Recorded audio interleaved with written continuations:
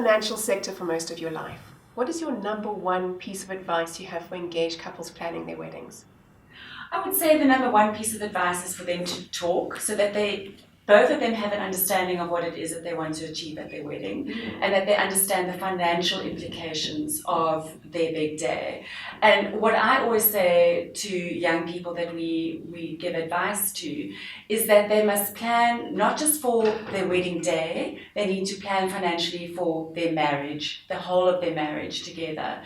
And the last thing we want a young couple to do is to go into debt to pay for an expensive wedding, and then for the rest, or for the next 5-10 years of their married life together, they are burdened with debt. And you know, the knock-on effects of debt are just awful, you know. And debt is a very dark hole to be in, and it's a very dark place, it's a very difficult place to get out of.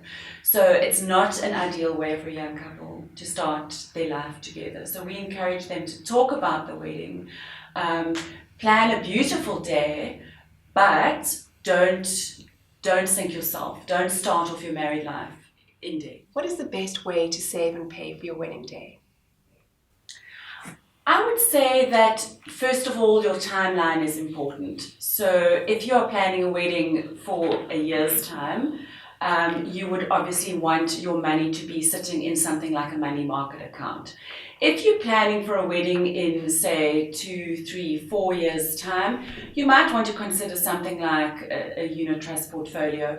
But having said that, your timeline is very important. So things like paying a deposit on the wedding venue, paying a deposit on the wedding dress, or the photographer, or the makeup artist, you need to bear in mind that your money needs to be accessible. So you look at today and you're planning your wedding for 24 months' time, you need to understand those points along that timeline when your money needs to be accessible. An access bond is a very good place to put your money because it's accessible, it's easily accessible when you need it to pay deposits on wedding dresses or venues, but certainly a money market account would be a great way to save. What is the best way to minimize wedding debt?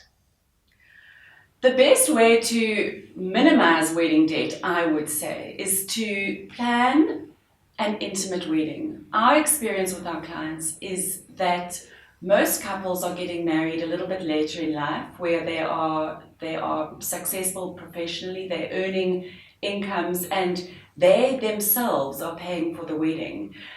I know certainly when we got married, my parents paid for the wedding, and that was because I was still doing my articles, and it was just, we didn't have the money to pay for the wedding. But today, most couples are financing their own weddings.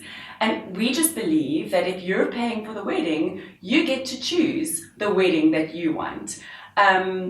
Obviously, inviting partners or a +1 invite is expensive. After the wedding venue, actually the cost per head of invited guests is one of your biggest costs. So be selective and be intentional about who you want at the wedding. If you're paying for the wedding, we don't believe you need to feel any obligation to invite long-lost aunts and cousins. And another way would obviously be to have a local wedding. If you choose a wedding that is out of town, there are expenses related to that wedding that really push up the costs, not only for you and your partner who are paying for the wedding, but also for the guests and the makeup artists and the photographers and the caterers. So consider that and be intentional, have an intimate wedding, keep it beautiful but intimate, and be selective about who you want at the wedding. How do you decide on a marriage contract, and how do they impact you financially? So if you don't sign any agreement before you get married, you are automatically married in community of property.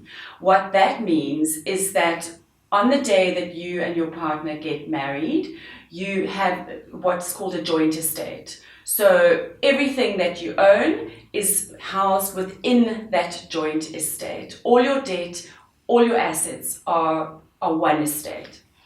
If you sign what is called an antenuptial contract before you get married, you will then be married out of community of property.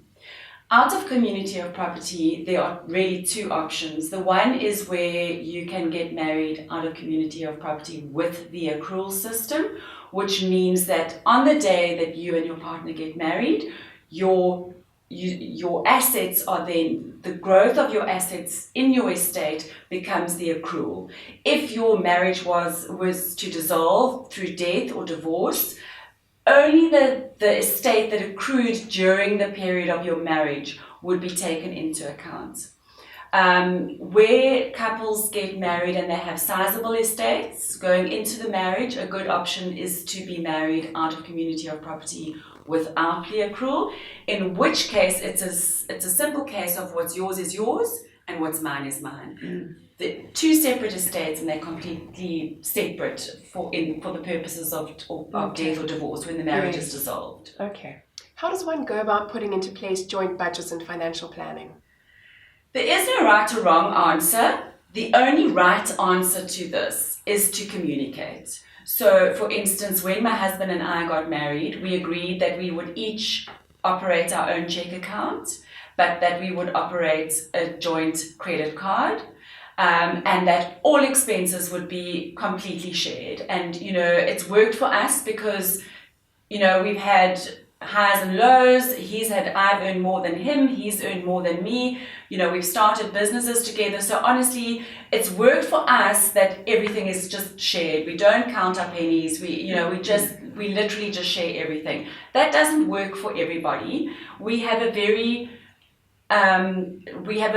nuclear, normal family. Not everybody has that. Most marriages today, we are looking at blended families. We are looking at stepchildren, previous relationships, a spouse that is owed maintenance, children from a previous marriage. So those factors need to be taken into account, and the couples need to talk about it. So before you get married, you need to talk about what happens if my parents run out of money and they need to come and live with us. Are you happy paying or being responsible for financing my parents' retirement? So those are discussions that need to take place. Debt is a big thing. So where you operate separate bank accounts and the one partner goes into debt through overspending, that can cause huge amounts of conflict within the relationship. So before you get married, sit down, talk about your respective incomes, talk about the peripheral, the aged parents who may not have enough for retirement, a special needs sibling that you might need to look after, a sibling or a cousin that you might really feel obliged to assist financially through tertiary education. Those are all factors that need to be taken into account. And then literally once a month, sit down and have your finance meeting with your partner. Such good advice. Thank you. Thank you.